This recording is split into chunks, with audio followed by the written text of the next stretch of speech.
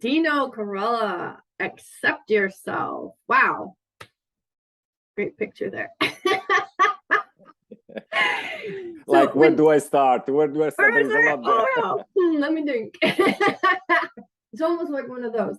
So when you see those words, accept yourself, what comes up for you? You know, is there a story behind that of when you didn't, or? Yeah, there is a story of surrender. Ah. And as I said earlier, I went through my own crisis, like most people do. Maybe everybody does at a certain point in their life. And so I surrendered to the fact that I could allow myself to be in pain. And until I couldn't allow that, I was fighting against pain. I was fighting against all my fears and all the things that, you know, I thought I had to comply with, like being the strong man, being the savior, being the guy that resolved everybody's problems. And then I completely burned out. Yeah, and I actually disempowered everybody around me. Ooh. My family, my friends. I disempowered everybody. There's a lesson, right? Oh, yeah. When you don't accept yourself, you're going to disempower not just yourself, but it ripples, doesn't it? And it does affect others. It does. You don't and always in fact, stop and think about that. Yeah, if I think about, you know, when there are these toxic environments in corporations, right? Yes. And clearly it's because the leadership is toxic. But toxic it's a word that I don't want to say toxic because you are a bad person.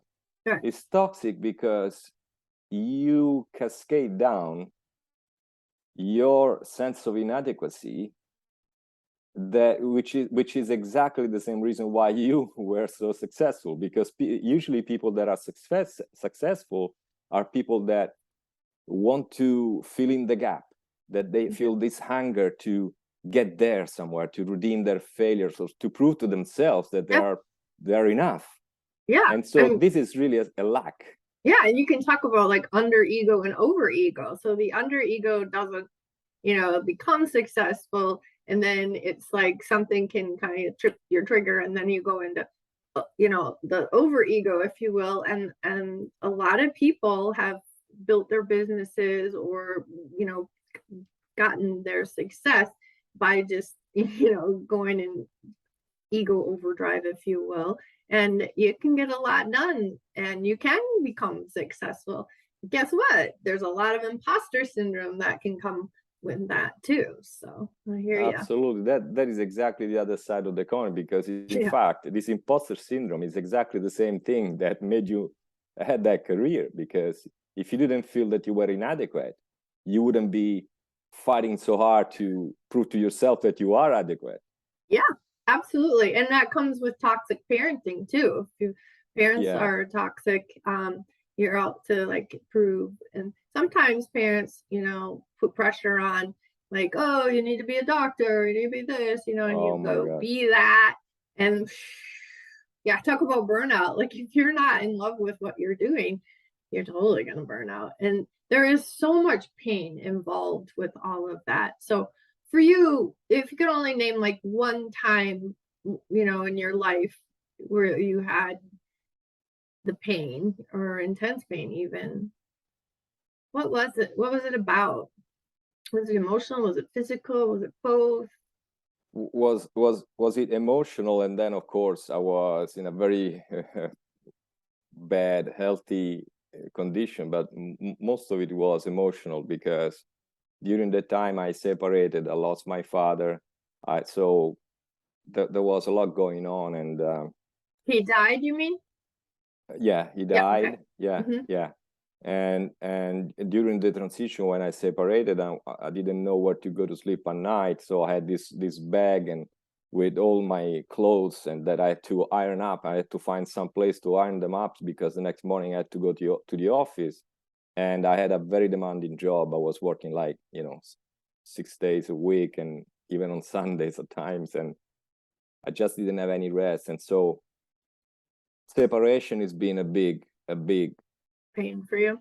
Pain for you, for me. Yeah. and because I had my son even my ex-wife that I still love her and I loved her, but I just couldn't live a life of not sincere, not authentic. So I had to take that decision. And so I felt like being the one inflicting the pain on everybody, but at the same time I was suffering like as mad. And so that to me, with all the combination of the other events, like the loss of my father, and my mother didn't want to talk to me anymore, and I lost a lot, that really it's when this whole thing happened. I was between 39 and 42. And the thing is, I broke down because I was still trying to resolve all these things as problems, because this is like all the things that I knew about me, right? I was good at making a career. I was good at achieving any goal that I had in mind. So I thought, I'm so good, I'm so clever, I'm so powerful. I'm gonna resolve this too. And so that was the folly I've been persisting with until a point I became wise, like William Blake would say, right? So it wasn't a virtue that allowed me to surrender to pain, but simply because I broke down and I saw the futility of all this mental effort. Right. And how about fear? What's kind of that little story behind like your number one fear that you've had in your life? My fear was that I couldn't help those that needed the most. And I come from a family where there were my father was initially, when I was a kid, I saw him as an authoritarian. Then the whole relationship changed as I grew and also as he grew. But there was a lot of victimhood had there, and I felt the powerlessness of my mother and my sister. And I thought, I had to do something about it. I always wanted to do something about it. So my fear was to not be able to help them. And in fact, I realized that was a stupid thing, because my fear was not about for them, but for me to feel that pain. So I didn't want to feel that pain. Yeah, right. To allow the people that you love the most, to be who they are, even though it would be so much better if you could go to your mother or to your older sister and say, I'm the needy one, but you can't do that, right? You can't do that, right? Because they need you more.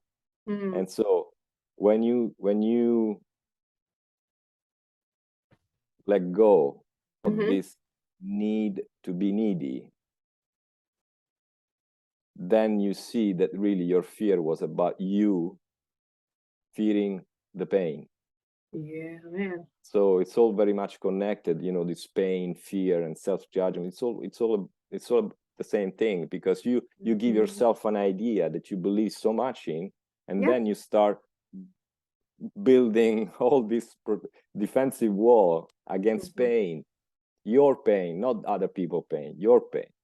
So when you allow that for yourself, then you allow it to others, and that's freedom. Yeah, it is, for sure. So when you think about self-judgment, what's kind of that number one thing that you're guilty of, for lack of a better word, when it comes to self-judgment? What was kind of the biggest self-judgment? I always thought that I was the savior. And so along with that, I brought a sense of guilt always within me. Because I couldn't help, because I thought I was the savior, but I couldn't help because I could still see all the problems that were still there despite everything. So that was the first I think self-judgment that really conditioned my life, until I saw that I was giving myself the story. So it's almost like a cycle that you were kind of caught in a loop. Yeah? Yes. Interesting. Thank you so much, Dino. This has been wonderful. Thank you, Linda. Absolutely. Bye-bye. Bye-bye.